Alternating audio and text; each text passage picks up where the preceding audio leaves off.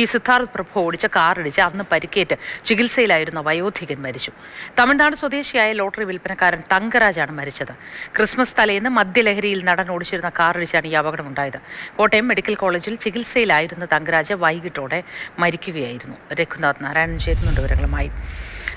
രഘു, അന്ന് ഈ സിദ്ധാർത്ഥ് പ്രഭു ഓടിച്ചിരുന്ന വാഹനം ഇടിച്ച് പരിക്കേറ്റ് ചികിത്സയിലായിരുന്നല്ലോ ഈ തങ്കരാജ്.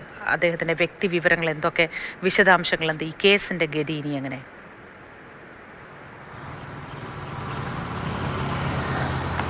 തമിഴ്നാട്ടിൽ നിന്ന് കോട്ടയത്തെത്തി ലോട്ടറി കച്ചവടം നടത്തുന്ന ആളാണ് തങ്കരാജ്. ഈ അപകടമുണ്ടായ നാട്ടകത്തിന് സമീപം തന്നെയാണ് അദ്ദേഹം വാടകയ്ക്ക് താമസിക്കുന്നതും. വർഷങ്ങളായി കേരളത്തിൽ ജീവിക്കുന്ന ഒരാളാണ്. മൂർത്തി പറഞ്ഞതുപോലെ ക്രിസ്മസിൻ്റെ തലേന്ന് രാത്രിയാണ് സിദ്ധാർത്ഥ് ഓടിച്ചിരുന്ന വാഹനം മറ്റു വാഹനങ്ങളിലൊക്കെ നിരന്തരം അപകടമുണ്ടാക്കി വന്നതിന് ശേഷം ലോട്ടറി വിൽപ്പനക്കാരനായ തങ്കരാജിനെ ഇടിക്കുന്നത്. അതിനുശേഷം ഉണ്ടായ സംഭവങ്ങൾ നമ്മൾ ദൃശ്യങ്ങൾ കണ്ടതാണ്. വളരെ അബോധാവസ്ഥയിലായിരുന്നു സിദ്ധാർത്ഥ്. നാട്ടുകാരൊക്കെ ആയിട്ട് വഴക്കിടുകയും നാട്ടുകാർ ചെറിയ രീതിയിൽ കൈകാര്യം ചെയ്യുകയും ഒക്കെ ചെയ്തു. ഇതിനുശേഷം സിദ്ധാർത്ഥിനെ, അതായത് മദ്യപിച്ച്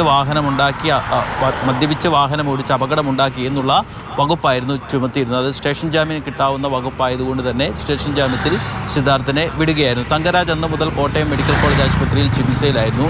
ഇടിയിൽ തങ്കരാജിൻ്റെ തലയ്ക്കാണ് ഗുരുതരമായി പരിക്കേറ്റത്. അതുകൊണ്ട് അദ്ദേഹം തീവ്രപരിചരണ വിഭാഗത്തിലായിരുന്നു ഇത്രയും നാളും ചികിത്സയിലുണ്ടായിരുന്നത്. ഇന്നലെ വൈകുന്നേരത്തോടുകൂടി മരണം സ്ഥിരീകരിക്കുകയായിരുന്നു. മരണം ഉണ്ടായ സ്ഥിതിക്ക് സിദ്ധാർത്ഥ് ശിവയ്ക്കെതിരെ കൂടുതൽ വകുപ്പുകൾ ചുമത്താനുള്ള സാധ്യതയുണ്ട്, അല്ലെങ്കിൽ കൂടുതൽ വകുപ്പുകൾ ചുമത്തും.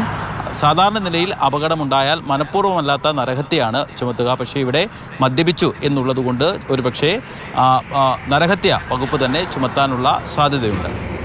ശരി, രഘുനാഥ് നാരായണനാണ് വിശദവിവരങ്ങൾ പങ്കുവച്ചത്. സിദ്ധാർത്ഥ് പ്രഭുവിനെതിരെ നരഹത്യാ കുറ്റമടക്കം ചുമത്താനുള്ള സാധ്യതയാണുള്ളത്.